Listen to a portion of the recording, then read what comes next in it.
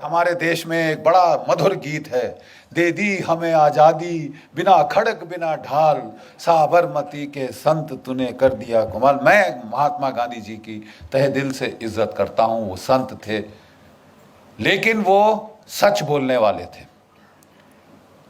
और भगवती कृपा से अगर आज वो जीवित होते तो वो खुद बोलते कि ये मेरी वजह से नहीं हुआ, जिसकी वजह से हुआ उसको आपने जिंदा गाड़ दिया, दफना दिया। आप समझ रहे हैं मैं क्या कह रहा हूं? आपने गाड़ दिया। कांग्रेस हाईकमान तुम्हारे रवैये से खुश नहीं है। अगर तुम जंग में ब्रिटिश को मदद नहीं करने के अपने फैसले पर अड़े रहोगे तो हमें कुछ कड़े फैसले लेने पड़ेंगे और मुझे इस्तीफा देने के लिए मजबूर किया जाएगा। सुनो जवाहर, चाहे जो भी हो जाए, मैं कभी उस साम्राज्य का समर्थन नहीं करूंगा जिसने 200 साल तक हम पर बेरहमी से राज किया, और मैं कभी भी फिरंगियों के लिए भारतीय सैनिकों के बलिदान का समर्थन नहीं करूंगा।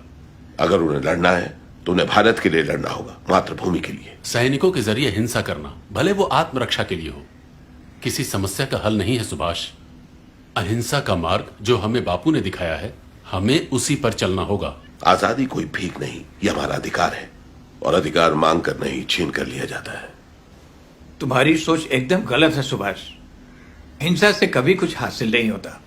भारत की आजादी का एकमात्र उपाय है अहिंसा। मेरा ये मानना है।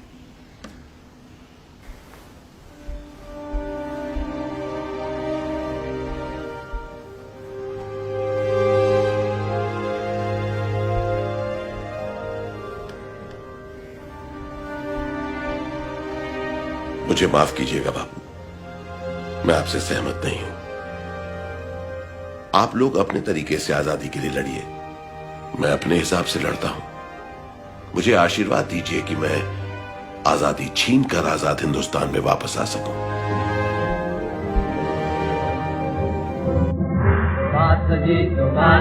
वो जाने हिंद आ गए है नाग जिससे हिंद को वो जाने हिंद आ गए।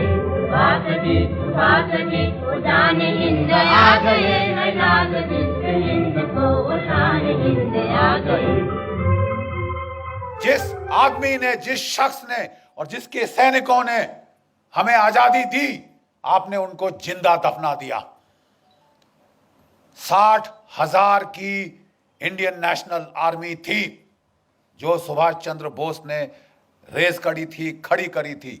3 डिविजन्स थी इसके अंदर, और इनमें से 60,000 में से 26,000, जरा आंकड़ों पे ध्यान दीजिए, 60,000 में से 26,000 शहादत और कुर्बानी उनको मिली, प्राप्त हुई। वो लड़ते लड़ते मरे ताकि आप और मैं आजाद हो। 26,000 की कुर्बानी, और आप कह रहे हैं दे दी हमें आजादी बिना खड़क बिना ढाल। तुम्हारा मैं मुंह तोड़ दूं। सुभाष जाने हिंद है, सुभाष जाने हिंद है, सुभाष माने हिंद है, सुभाष माने हिंद है। सुभाष जी वो जाने हिंद आ गए है नाग जिससे हिंद को वो जाने हिंद आ गए। हमें अपना खून बहाना है, हमें कुर्बानी उठाना है। कोई बात नहीं है, हम जिंदा रहेंगे या तो मरेंगे, कोई बात नहीं है। बात कोई सही बात यह है, आम बात यह है, आखिर में हमारी कामयाबी होगी, हिंदुस्तान आजाद होगा। हमारे अतीत में छुपा हुआ एक बहुत बड़ा धोखा। ब्रिटेन ने भारत को आजादी दी, इसकी बड़ी वजह थी आजाद हिंद फौज के सैनिकों के बलिदान से पैदा हुई राष्ट्रवाद की भावना। वर्ष 1945 से वर्ष 1991 के बीच क्लेमेंट एटली ब्रिटेन के प्रधानमंत्री थे। इसी दौरान भारत को आजादी दी गई, यानी जब भारत आजाद हुआ तब एटली ही ब्रिटेन के प्रधानमंत्री थे। आजादी के बाद क्लेमेंट एटली ने भारत का दौरा किया था। उस वक्त पश्चिम बंगाल के कार्यवाहक गवर्नर जस्टिस पीबी चक्रवर्ती थे। वो कलकत्ता हाईकोर्ट के चीफ जस्टिस थे।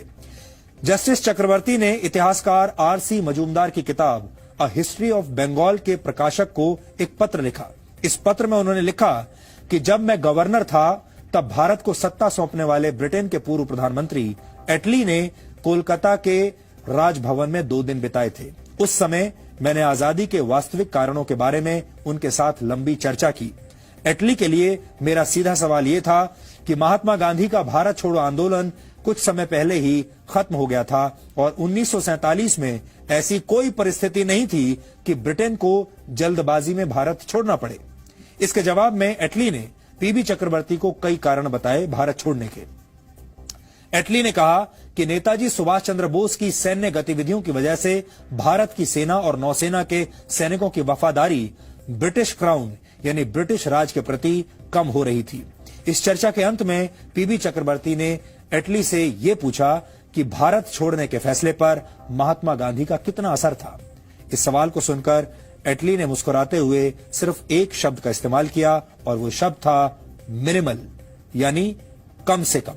यानी महात्मा गांधी का जो प्रभाव था इस फैसले पर कि अंग्रेज भारत छोड़कर जाएं, उसमें महात्मा गांधी का प्रभाव मिनिमल था, यानी मामूली था।